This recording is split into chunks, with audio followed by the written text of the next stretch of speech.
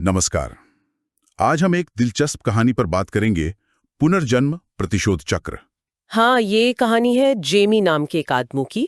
वो कुछ अजीब और कह सकते हैं हिंसक सपनों से बहुत परेशान है। सपने भी ऐसे कि वो खुद को अलग अलग जमानों में देख रहा है और हर बार किसी न किसी की हत्या करते हुए, रोम में, मध्य युग में। बिल्कुल। और साथ ही उसकी अपनी पत्नी क्लारा, उसके साथ भी रिश्ता कुछ ठीक नहीं चल रहा, तनाव है।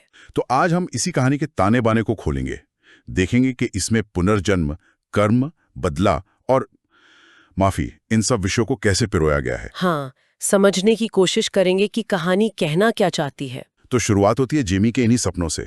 जैसा हमने कहा, प्राचीन रोम, मध्ययुगीन महल, और हर सपने का अंत हत्या पर। ऊपर से काम का प्रेशर, क्लारा से वो खिंचाव, सब मिलकर उसकी हालत और खराब कर रहे थे। तो वो मदद के लिए जाता है एक मनोचिकित्सक डॉक्टर रीड उनके पास। हाँ, और जब आम इलाज मतलब दवाइयाँ वगैरह काम नहीं करती हैं, तो डॉक्टर रीड एक अलग तकनीक सुझाते हैं, पास लाइफ रिग्रेशन। पिछले जन्मों में वापस ले जाने वाली तकनीक, जी हाँ। हिप्नोसिस के जरिए, है ना? जी हाँ।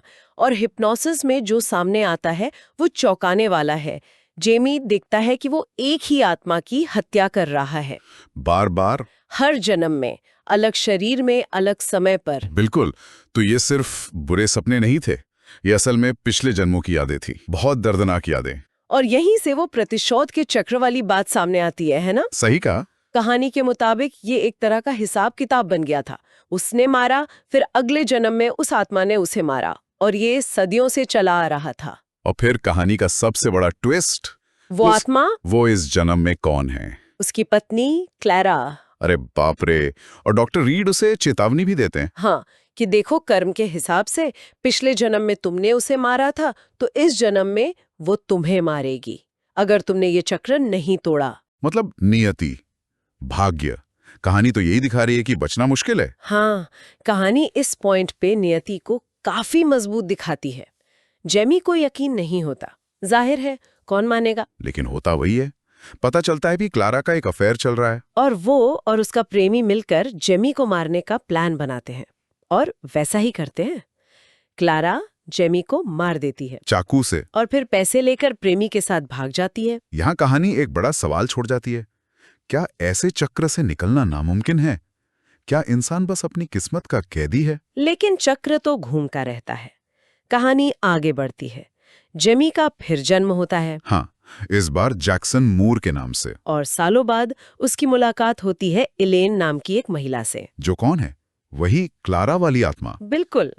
और इतिहास खुद को दोहराता है। इलेन उसे फिर धोखा देती है। और जैक्सन के अंदर भी वही सदियों पुराना गुस्सा, वो बदला लेने की आग भड़क उठती है। वो उसे मारने का फैसला कर लेता है। वो फिर से उसी जाल में फंसने वाला था, वही गलती दोहराने वाला था। हाँ, ये कहानी का एक अहम मोड़ है। क्या वो फिर वही करेगा? लेकिन तभी डॉक्टर रीड वापस आते हैं, अब काफी बूढ़े हो चुके हैं। हाँ, ये थोड़ा सा फिल्मी लग सकता है, पर कहानी के लॉजिक के लिए जरूरी था शायद। वो जैक्सन को रोकते हैं। और फिर से हिप्नोसिस, उसे सब याद दिलाते हैं। जेमी, क्लारा, वो हत्याएं, वो पूरा चक्र। अब जैक्सन के पास जानकारी है, उसे पता है कि ये सब क्या चल रहा है। सवाल ये है कि अब वो क्या करेगा। और यही कहानी माफी के विचार को, फॉरगिवनेस को सामने रखती है। डॉक्टर रीड उसे समझाते हैं कि बेटा, बदला लेने से ये खत्म नहीं होगा, ये चलता ही रहेगा। और शायद पहली बार जैक्सन को यह बात सच में समझ आती है कि नफरत का जवाब नफरत नहीं है। वो फैसला करता है इलेन को माफ करने का, बदला छोड़ देने का। ये कहानी के हिसाब से एक बहुत बड़ा कदम है। वो अपनी नियति को, अपने कर्म के फल को चुनौती दे रहा है। बिल्कुल। और कहानी कहती है कि यही माफी उस चक्र को तोड़ने का तरीका है। जब वो बदला छोड़ देता है, उसे एक अजीब सी शांति मिलती है।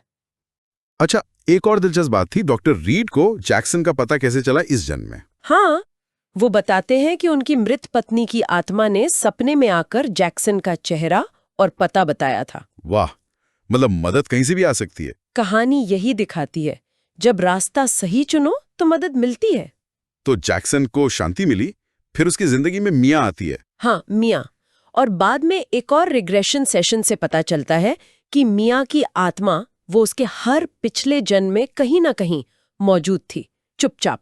एक तरह की गार्डियन एंजल जैसी, शायद कह सकते हैं, एक खामोश शुभचिंतक। लेकिन जेमी या जैक्सन, वो बदले की आग में इतने अंधे थे कि कभी उसे देख ही नहीं पाए। ये क्या दिखाता है? यही कि जब हम गुस्सा, नफरत, बदला इन चीजों में फंसे होते हैं तो अक्सर अपने आसपास की अच्छी चीजों को, प्यार को, मौके को देख ही नहीं पाते। और मियाँ का मिलना वो जैक्सन के लिए जैसे उस चक्र के टूटने का इनाम था। बिल्कुल। अंत में उसे सच्चा प्यार मिलता है, शांति मिलती है। कहानी यही दिखाती है कि माफी और प्यार में कितनी ताकत है, वो विनाश के चक्र को तोड़ सकते हैं। तो अगर हम इस पूरी कहानी का सार निकालें तो मुख्य सबक क्या है? मेरे ख्याल से ये कहानी कर्म और पुनर्जन्म के कॉन्सेप्ट्स को इस्तेमाल करके ये दिखाती है कि कैसे गुस्सा और हिंसा ये एक पीढ़ी से दूसरी पीढ़ी तक जा सकते हैं, एक कभी न खत्म होने वाले दुख की तरह। लेकिन सबसे जरूरी बात यह है कि इस चक्र को तोड़ा जा सकता है, इच्छा शक्ति से, समझदारी से, और उसका रास्ता माफी से होकर जाता है। चेतना और माफी। हाँ, और ये कहानी हमें सोचने पर भी मजबूर करती है ना? किस बारे में? यही कि क्या हमारे अपने जीवन में भी ऐसे कोई पैटर्न्स हैं, कोई भावनात्मक जाल, कोई व्यवहार का चक्र जिसे हम अनजाने में दोहरा रहे हैं? जैसे कोई पुराना गुस्सा या डर या रिश्तों में बार बार वही गलती करना? हाँ, बिल्कुल। कहानी बस एक सवाल छोड़ जाती है, क्या हम अपने इन चक्रों को पहचान सकते हैं और क्या हम उन्हें तोड़ने के लिए सचेत कोशिश कर सकते हैं, माफी की ताकत को समझ सकते हैं? ये वाकई सोचने वाली बात है, इस पर जरूर गौर कीजिएगा। अगर आपको ये वीडियो पसंद आया तो वीडियो को लाइक करें और चैनल को सब्सक्राइब जरूर करें। और यही कहानी अगर आप इंग्लिश में सबटाइटल के साथ देखना चाहते हैं तो मेरे इंग्लिश चैनल स्टोरी ग्लाइडर को जरूर चेक करें। मैंने चैनल का लिंक डिस्क्रिप्शन में दे दिया है। वीडियो देखने के लिए आपका बहुत बहुत धन्यवाद।